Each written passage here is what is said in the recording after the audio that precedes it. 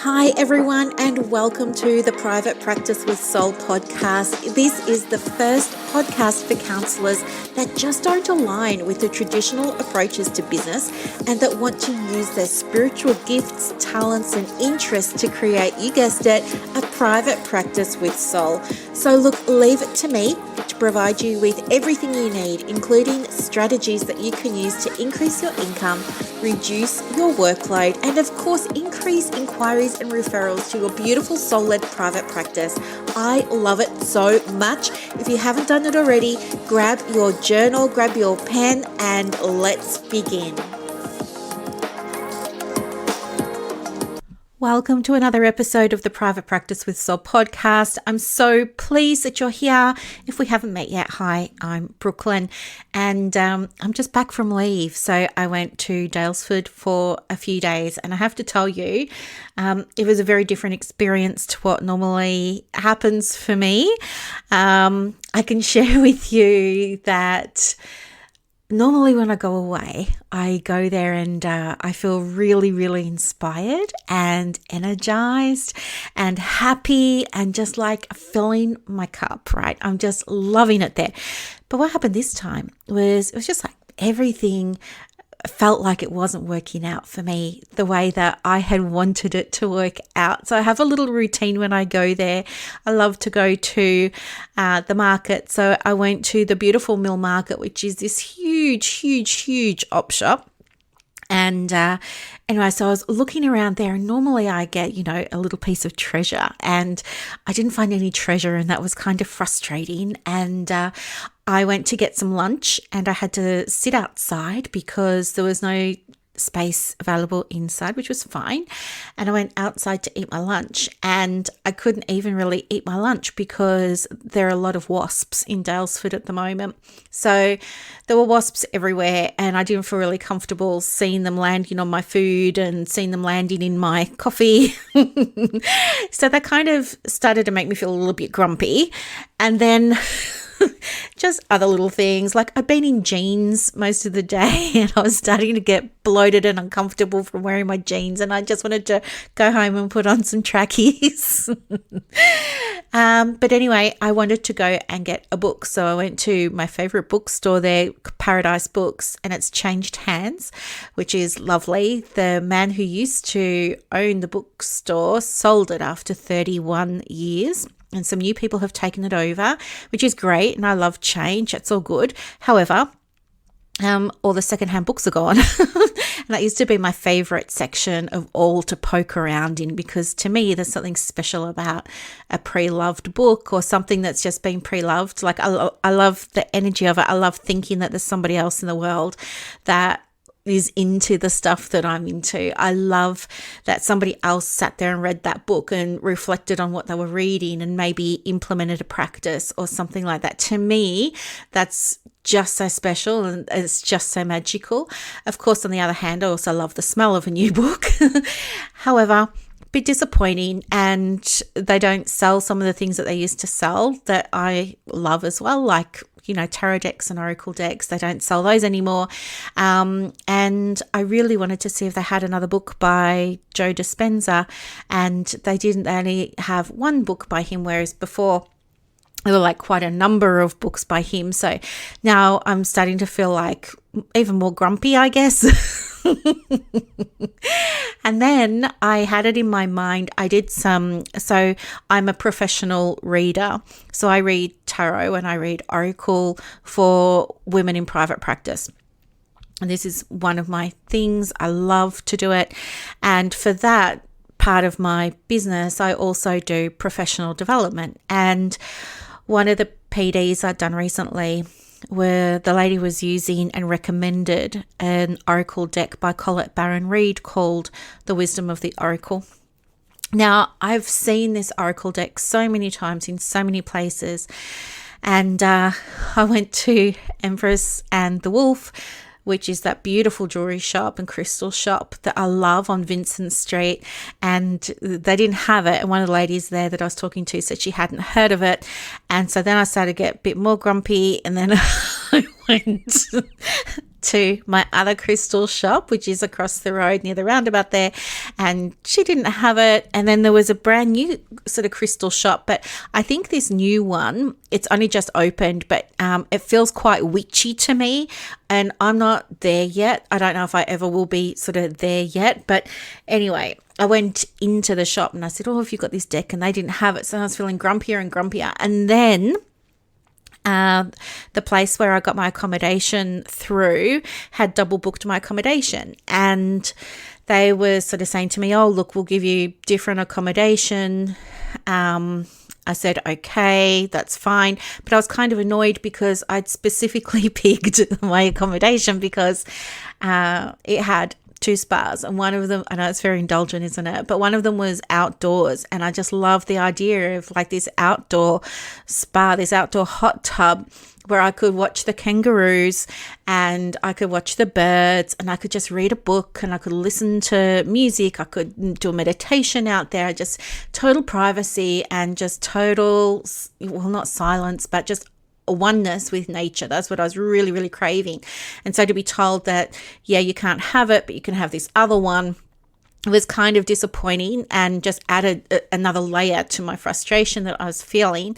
And then the property owner said that he'd send me a link so that I could find out how to access the property and all of this, and it never came. And then eventually it did come and the link didn't work. And then he wasn't responding to any messages. And I was still waiting. I don't recall getting into the actual property until about 3:30, and I was meant to be in it at 1 or 2 or something. Oh, I don't know. Look, there was a big gap. It's just a long time when you're feeling sad and grumpy to try and get into your space. But anyway, so it was like all this layers of stuff was just coming up, and don't worry, this has got, I'm relating this to private practice, don't you worry. But anyway, it kind of set the tone for my getaway. And then the other thing was, I've got this beautiful, beautiful, beautiful VA that works for me now. Like, we're both each other's clients. So I'm her business client for her VA services. But anyway, so we do this stuff together and we've got this really great relationship and I love her to bits. And she was saying to me, listen, when you go away, how about we just, I'll take care of everything for you and you can just relax. You don't have to worry about the business. I said, okay. So I ended up deleting Facebook off my phone. I deleted Messenger and Instagram off my phone. I didn't go into my social media for 5 days. And it felt weird, to be honest, because I guess since the whole time I've had private practices, and I'm going back now to 1995, so coming up to 30 years, I've never really been in a situation where I've been able to just say to myself, oh, you don't have to go on your social. You don't have to do anything related to your work today. Like, the day is just for you. And so it was a really big change, and it left me feeling almost like there was another gap, it was another gap. And so I was kind of feeling restless. It was taking me time to adjust to the idea of not being available and of not being on. And like, even when I've gone on leave in the past, I've still always done things like run the coaching calls, or I've still done things like checked in the morning and at night, stuff like that. But this time I was like, do you know what? I'm not going to do any. I mean, I think I might have cheated and gone and liked a couple of posts, 2 or 3 times. But other than that, I didn't go in. So I was feeling kind of like, who am I? I'm not myself. I was feeling very restless, and I didn't have the things around me that normally ground me. Like, I didn't have a book to read. I didn't have a deck of cards to play with and read and use. I didn't have Wi-Fi because I was so far away. I didn't have like all the things that I normally do. So yeah, I was feeling a little bit out of sorts, I guess. And what I noticed was that this feeling of discomfort was building within me. It was really building. Anyway, for the next few days, things kind of were like that, It was just like I went for a big drive to Malden. I love Malden so much. It's this beautiful old goldfields town, very heritage. I really love going out there. But instead of just enjoying it, I found myself going out there like it was just something I was doing to pass time. And it was really interesting to experience that and to kind of sit in it and not fight it, but just allow it to be and try and approach it from that space of curiosity and think about, this is so interesting. Why am I feeling like this? What's going on? This isn't me. What is my body trying to tell me? What is my mind trying to tell me? What's my soul, my spirit trying to tell me now? So I kind of sat with that for a little while. And then anyway, got to the last day of the 5-day break. And I thought to myself, maybe I need to go and have a tarot reading. And I guess tarot reading, it's kind of like counseling in a way, in that you think because you're a good counselor, or because you think not necessarily that you're a good counselor, but because you're a counselor, right? Sometimes you say to yourself, well, I won't go and get counseling because I kind of already know what they're going to say. But then you also know that it helps so much to have another person's perspective. That's how I was with my cards and my readings. I was like, well, I already know how to read the cards. What's the point of somebody else doing it? But I thought, no, I want to go and get a fresh set of eyes on this because I don't have any objectivity. So I went and had a reading. And it was so helpful. It happened at 2:15 on my last day of my trip. And I really, really, really wish it had happened at the beginning, but I'm so thankful that it happened. So the reading was, we were using the Rider-Waite tarot deck. And anyway, a few things came up. And in the conversation, we're talking about, how I'm not used to feeling angry, and like I'm not used to feeling grumpy, and I'm not used to feeling cranky and irritable and those kinds of, and restless. Like I always have a plan. I'm always quite confident, self-assured. I know where I'm going. And this was just throwing me off. So anyway, it turns out that, well, a few things happened. So first off, I was also talking to her about, how I wasn't feeling great in my body at the moment. And like, I feel like my COVID excuse of, being in lockdown in Victoria for 200 and something days of 365 is probably wearing a bit thin now because we've been out of it for nearly a year. So I was just kind of saying, look, I feel really yuck within my body, and I want to do something about that. And yeah, I'm just all this crankiness, this anger. And the cards were suggesting that there was a connection, which makes a lot of sense because I really believe that emotions get trapped in your body. But what we were able to realize with the cards was that I had been suppressing a lot of emotions that in my mind, I guess I'd seen as not acceptable, or that I couldn't share because I didn't want to upset other people, or I didn't want to burden other people. So I want to be the nice person, and I want to be the professional person instead of just like swiping back at somebody, trying to maintain a level of professionalism because I'm demanding that now of people that are in my world, so I have to embody that for myself. But this whole suppressing and blocking, because I wasn't releasing it. So we're thinking that maybe the mind and the body were connected, which makes so much sense. But yeah, great to have it reflected back from someone who doesn't know me. So that was one thing that was really, really powerful. There was so much that came through that reading. I'm just trying to think of some of the other things. That sometimes I feel like I'm trapped, but they're self-imposed limitations. And I could really relate to that because I was also seeing that was what was coming through for my clients as well, that they also see self-imposed limitations and put themselves through that, which was so interesting. What else was she saying? I'm just trying to go through my notes so that I can share them with you. Yeah, she was like, the business is fine, but in order for you to receive more abundance in the business, you need to look at releasing something. And what you need to release is these pent up emotions. And so let's look at finding you a way that you can do that. So we did that. I was able, with her help, to create a ritual for myself. I came away having created some journal prompts with her that I could then go and use.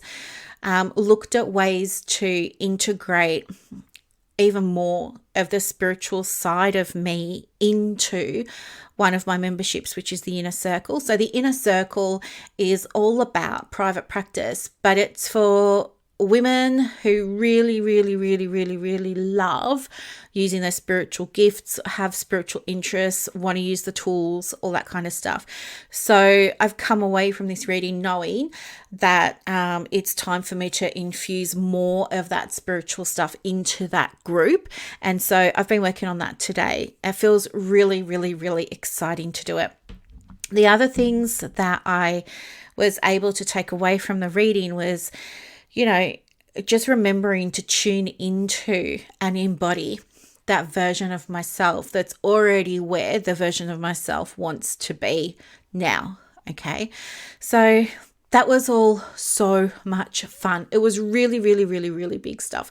And I loved it. And I think it was from there that I had the idea to do the Easter egg hunt. I don't know why I call it an Easter egg hunt, but the Googie egg surprise, the Easter egg surprises. So from there, I had the inspiration that, okay, I'm going to nurture relationships with existing people in my world.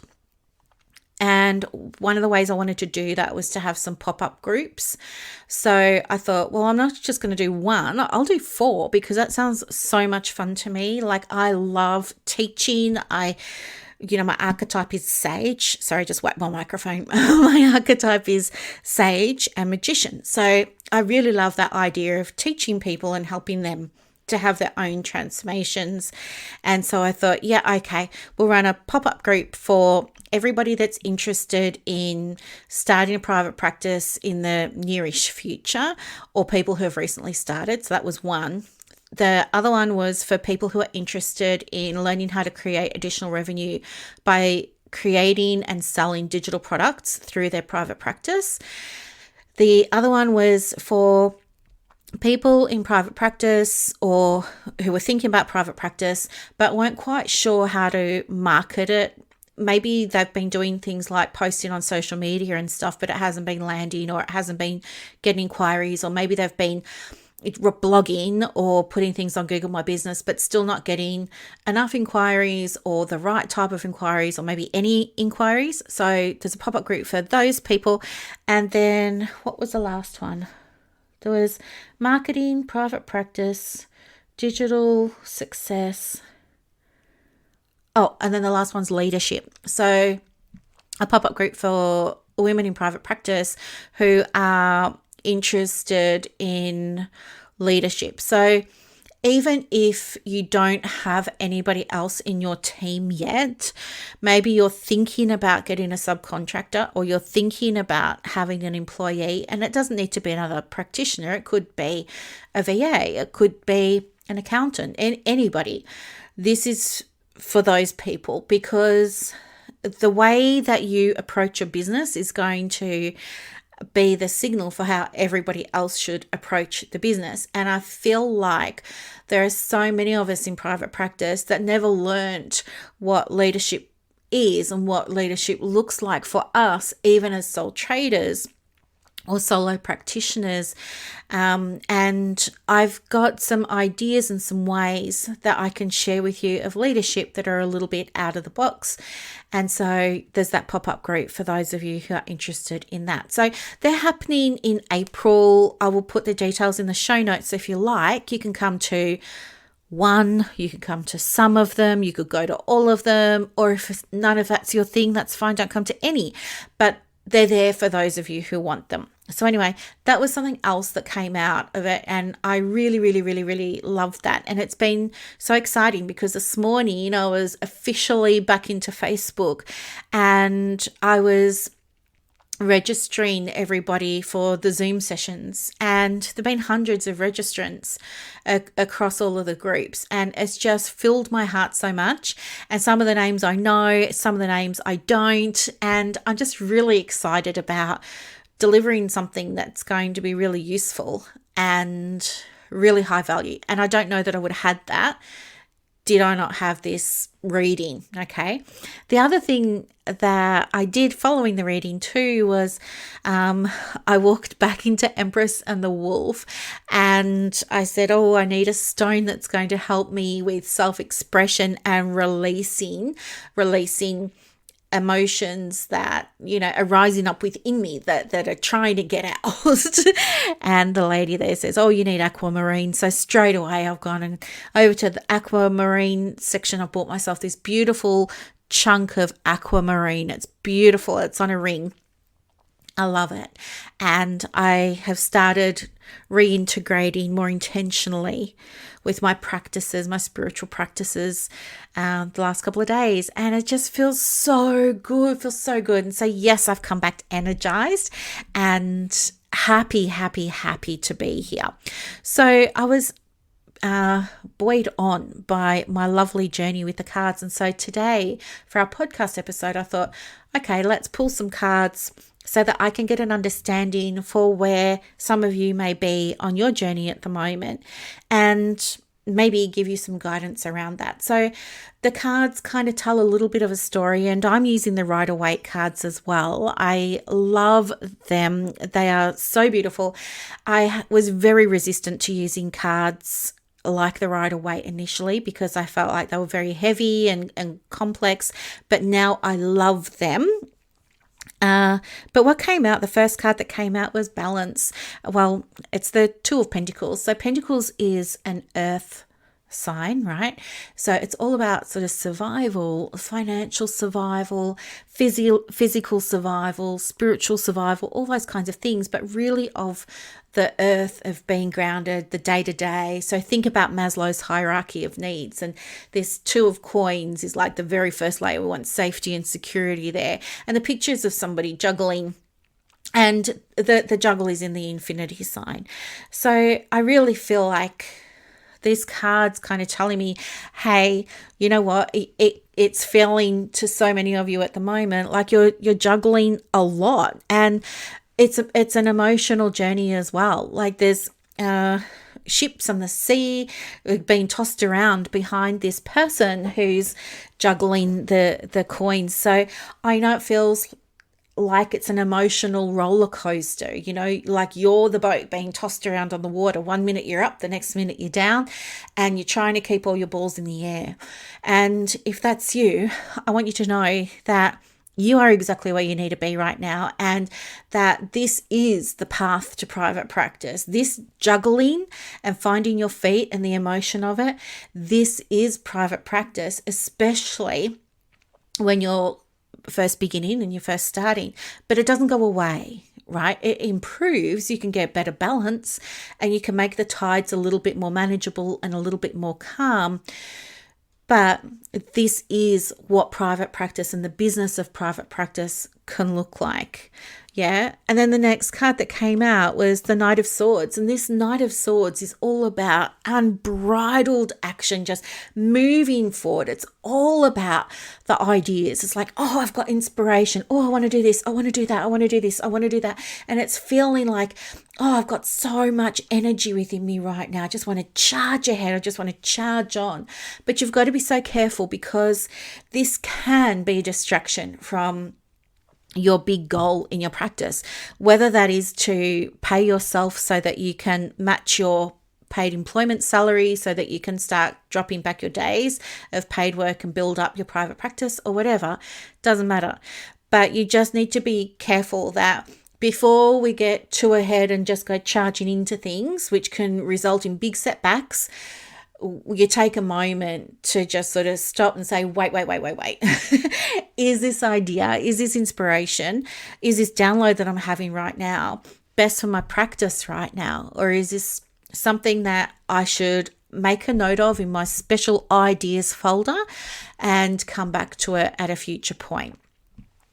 The next card that's come through is the Death card, and this is in the protection position, which simply means that the card is upside down. But you know what? The Death card isn't really a bad card. The Death just means transformation to me. It just means there's been a shift, or we're coming into a shift, that you're going to release something in order to create space for the new thing to come in. Kind of like when I had told you my story a moment ago about how all my trapped emotions rose up to the surface during this break because they needed to be released. And that's a good thing, right? There's nothing wrong with being cranky or grumpy or irritable or moody or anything. No, that's you being a human. Of course, you're going to have all of those things, right? It's a problem if you put pressure on yourself to always be happy, right? You go down the path of that toxic positivity. That's a problem. But being able to embrace you for all of the feelings, that's amazing. And that's what you want. But anyway, so the Death card to me is like, there's something there within you, or within your practice, or within your beliefs, or your mindset, or your energy, or maybe your emotions, that needs to be released so that something new can come in. So have a think about, what do you need to release? What needs to be let go of in order for you to start receiving more of what you want in your private practice? And that might be something that you can journal on. And an idea or a clue that comes up for this is the card of the Lovers. And the Lovers is a card of a passionate relationship. It doesn't necessarily mean a intimate relationship or anything like that, but the Lovers definitely refers to the coming together of minds, of spirit, of soul, of hearts, of communities, of people, of sisterhood, of brotherhood, or all the hoods, where you're feeling nourished, where you're feeling supported, where you're feeling lit up. All of those sorts of beautiful, juicy things are happening, and you just know you're in the right place for you. And so what this can look like is making sure you've got a really great relationship with your supervisor, or a great relationship with a mentor or your coach or whoever it is. Or if you're in a community, it can mean locking yourself into a space where you allow yourself to receive support, not only be giving it, but allowing yourself to ask the big questions, to put your hand up and say, hey, I need some help here. And it can also mean just coming together with others that have like this really common interest, and you're just sparking off each other all the time. And in fact, even as I think about this now, it's reminding me of the group that we have for all the practitioners that are creating digital products at the moment. The name of the group is the Digital Product Success Hub. And in the Facebook group, there's about 40 people in it. And do you know what? It's just so nice because the members are in there every single day being active, and they're sharing their designs, and they're sharing their products, and they're giving each other guidance, like loving, supportive, helpful, kind guidance. It's a very kind group, and it's a very high vibe group. Like, it's just so lovely to see everybody supporting each other, and they all raise each other up. And it's one of the most active groups that I've got because of the way that they don't see each other as competition.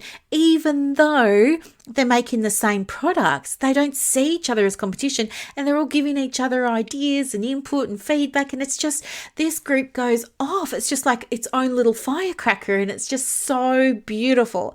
So that's what this card is talking about. It's the Lovers card. It's talking about finding your spark and being around other people who want to fan that spark so that you can have the flame, so that you can be the fire, so that once you've got that fire, you can start giving your fire to other people who might need it, right? So much fun. And then, the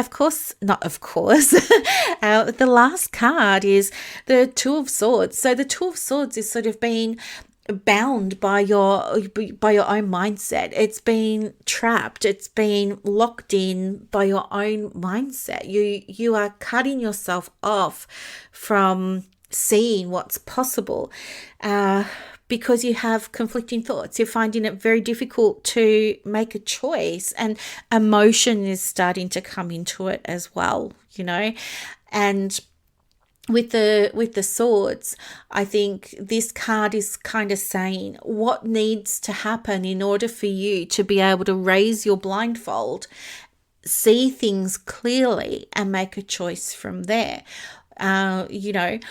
What would need to happen for you in order to be able to make clearer decisions moving forward, for you to be able to see all of the things that are available to you, so you can choose a path one way or another to help you with your practice, right?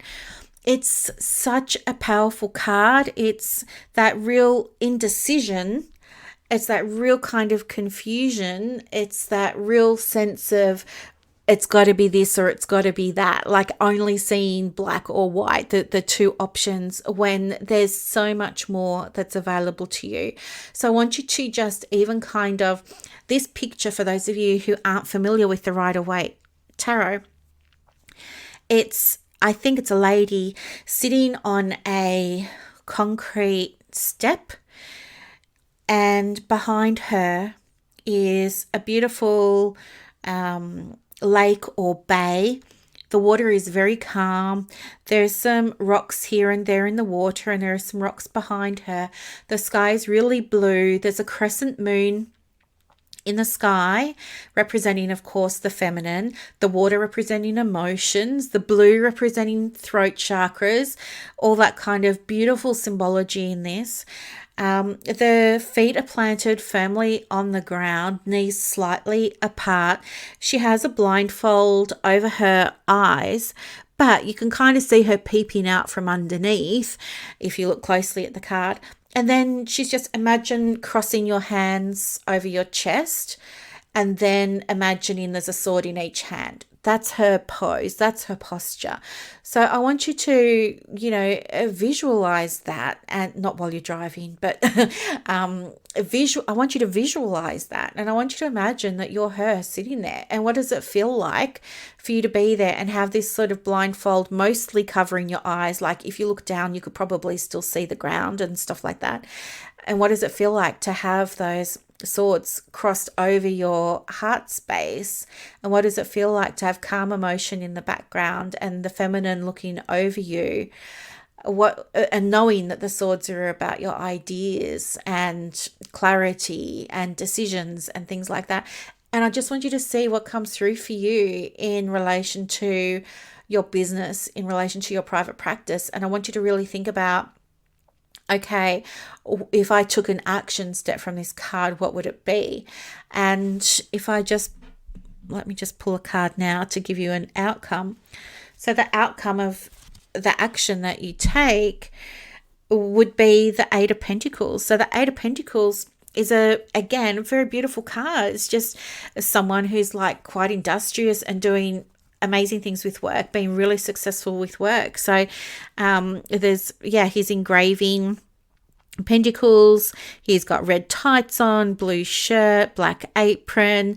There's a post, and he's got 6 pentacles hanging up on the post. He's working on one now, and there's one down by his foot, and in the background there's a castle, and he's smiling, and he's just hammering away, engraving his golden discs with the pentacles. So pentacles are also known as coins in some of the other more traditional tarot cards as well. But this is a really positive card. This is saying, look, there's abundance, we're grounded, and it's coming from work. So I think you know what you need to do, but the action that you all take will be different for each of you.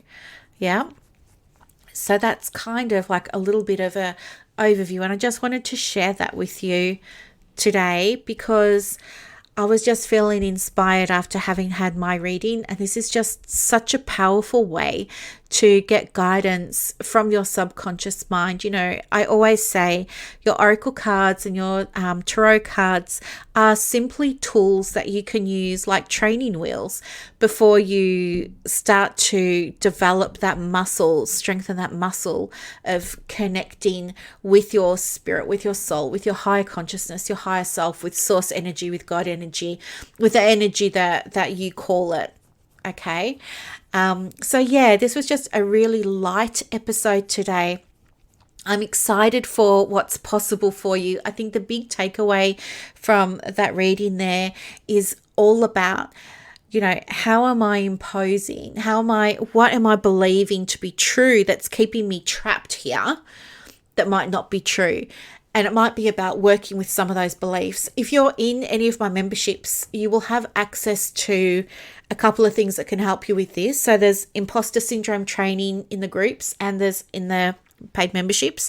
And there's also a release and let go process in the paid memberships that you can use as well to support you with, you know, being aware, bringing to the surface what might be holding you back, and allowing that to be seen, be witnessed, be processed, be released, and then create that space for the new things to land for you. Okay, for the new mindset, for the new belief, for the new clients, for the new software that you're going to get, for anything new, for the new experiences, the new opportunities. Okay.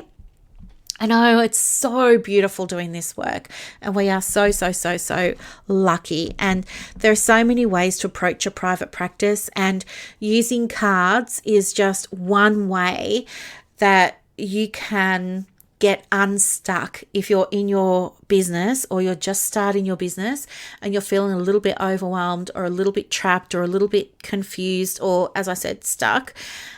Using the cards can be so helpful because they tap into the non-logical part of your brain. You've got to remember, it's pretty scary at the end of the day that our perception, everything that we perceive in the world, is only 5% max of what's actually happening in the world. And that 5% is based on our beliefs, right? So your 5% could be different to my 5%, could be different to everybody else's 5%. But it's nice to know that there's 95% that we could direct our attention to, should we choose to. And that's when you start to see changes happen in your business. Yep. So you got a choice. You can stay where you are and you can think the things, and you can be nervous about taking action, or maybe you're nervous about being successful, or maybe you're nervous about the opposite and not being successful. You know, you can stay in that space for as long as you need to be. But one day when you're ready, there's a whole 95% of different outcomes, of different opportunities, of different experiences, and of different realities based on a new perception that you have. And I think that's what the Two of Swords is trying to share with you today. It's just an invitation for you to do some reflective practice on what you're saying that could be stopping you, blocking you, limiting you from having the very things that you really, really want. And this is an invitation to look at those thoughts or beliefs and process them. And if you need support working through them, of course, just tap me on the shoulder in our groups and I will help you, but so will the other people in the groups as well. You know, you're so connected to so much wisdom. You know, we are so lucky. Like, you know, across my groups now, there's more than 10,000 counselors and psychologists and social workers and music therapists and GPs and all the people. So you've got a wonderful, wonderful, wonderful opportunity there to tap into that collective wisdom of hearts and minds of people who all do this work because they just want to help. Okay, so yeah, you are supported every step of the way. You are loved, you are worthy, you are deserving, and you're right where you need to be. Okay. Anyway, my lovelies, that's all for today. But as I said, if you want to come along to any of the free pop-up groups, please come along. I would love to see you, and I'd love to say hello and put names to faces and all that sort of fun stuff too. So as I said, I'll pop links in the show notes for those of you who are interested in coming along to those. But have a beautiful Wednesday. Thank you so much for joining me for another episode of the podcast. Bye-bye for now. I hope that you loved this episode as much as I loved putting it together for you. To get more resources to help you in your private practice, head over to Instagram. My handle is @theprivatepracticecoach. And also, if you want more inquiries and referrals for your business, let me know. I have a program called Clients on Demand that opens every quarter, and I can absolutely get you some information for that as well. You are doing an amazing job. Thank you for sharing your gifts with the world. Bye.